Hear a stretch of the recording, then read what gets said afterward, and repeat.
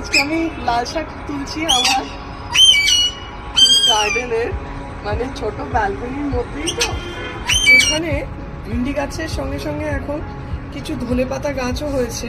এইখানে রয়েছে আমার শিমলা মির্চের গাছ, এখন ছোট ছোট গাছ আছে তৈরি, চেরি টমেটোজের গাছ। এর ওপরে দেখুন ফুল এসে গেছে। গতবার তো আমার 3-4 কিলোর ওপর একটা গাছ থেকেই আমি চেরি টমেটোজ পেয়েছিলাম।